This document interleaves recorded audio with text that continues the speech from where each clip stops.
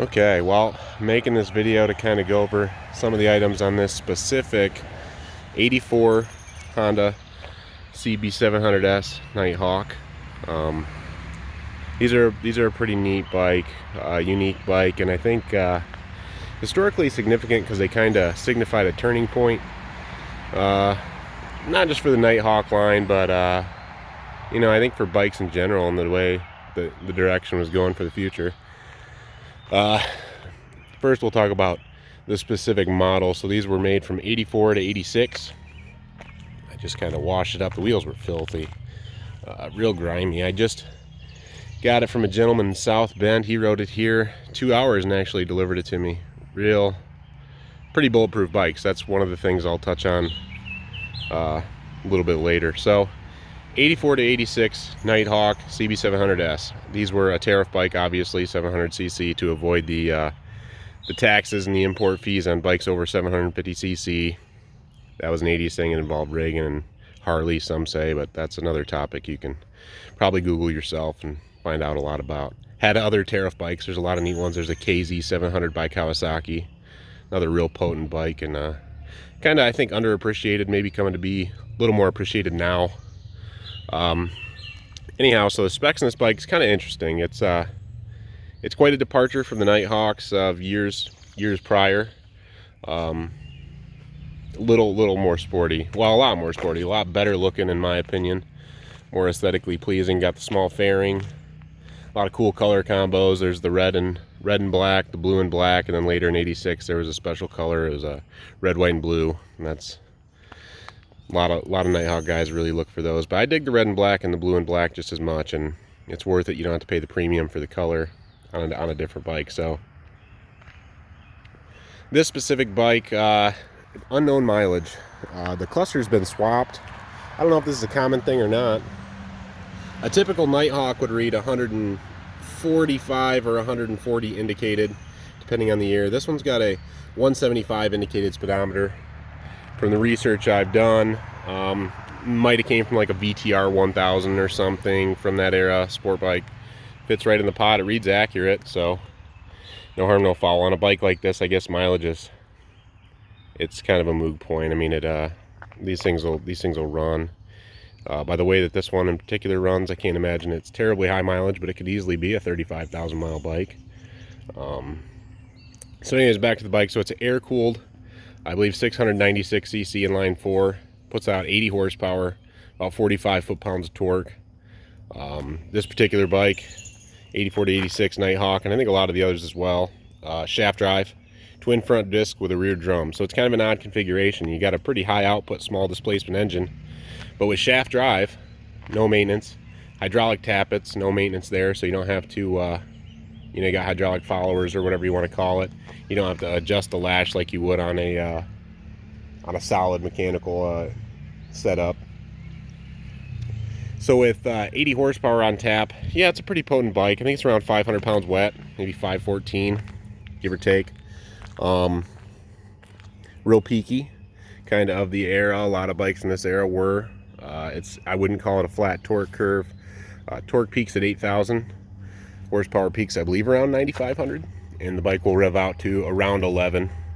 So it's a lot of fun. It's deceiving. It feels like a lot more power because the way it comes on, I mean, 3,000 RPM is nothing. We got a truck going by. We'll let him pass.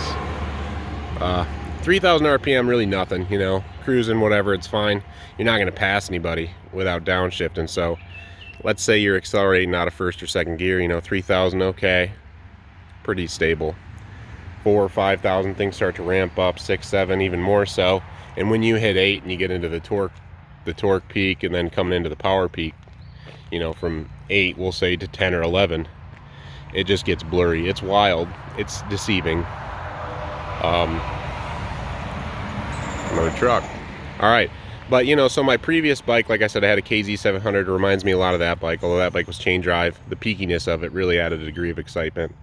My bike after that was a 2018 Kawasaki Z900RS Cafe. Fun bike, 75 foot-pounds of torque, 111 horse, really flat torque curve.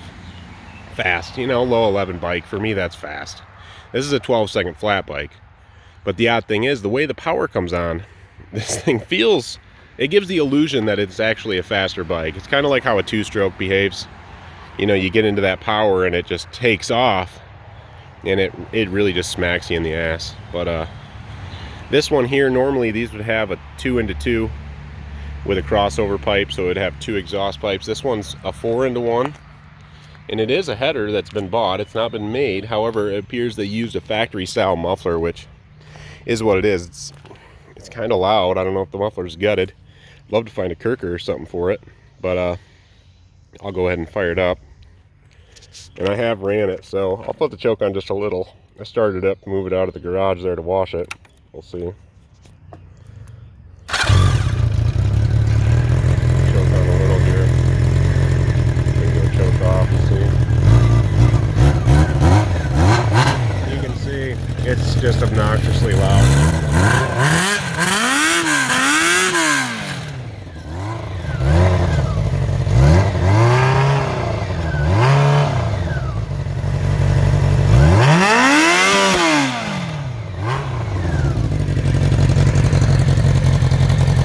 I'm not sure if you can hear me or not, but I'm going to put the camera up to the engine. You can hear the tappets and everything whisper quiet.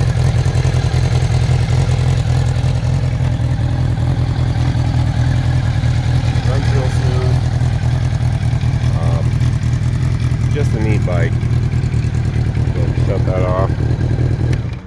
Turn the gas off so I don't forget. I got to get used to carbureted bikes again and petcocks and things like that. Yeah, so a really comfortable upright riding position. That's one thing I noticed about this bike the first time I sat on it. It's the seats so much cushier than a lot of the new sports stuff. You got a real nice upright riding position. I wish I had someone to hold the camera to show you, but real comfortable. The bar is kind of a high rise bar from the factory. I mean, they really come up. Definitely no leaning on this bike. You could definitely lean. You could get a lean stance going, but not required. I hate to say it, I love my Z900RS. Still think it's one of the most beautiful bikes ever made, but this thing is actually more comfortable. One thing about it is it does actually have quite narrow bars. Some people complain, you know, they can't see over their shoulders. I have pretty broad shoulders. I'm 6 foot, 220 pounds. I can see, but the bars are narrow, and you feel it as you approach the turning lock. The steering really wants to sway towards that lock position. It almost feels like it really could use a dampener. It's fine for me. It takes an adjustment to get used to. But yeah, a lot of fun. And this bike, it might not be quite as clean as the video shows. I mean, the plastics aren't perfect. There's some, you know, there's some wear here where something had been mounted. Just clean the wheels up. That made a big difference. But overall, you know, you can pick these bike up for pennies on the dollar. When I let this one go, you know, I'll probably ask $2,700 for it, and I think in today's market, that's pretty reasonable. I'm going to put a clutch in it. I bought it. The clutch does slip when the power comes on at about 8.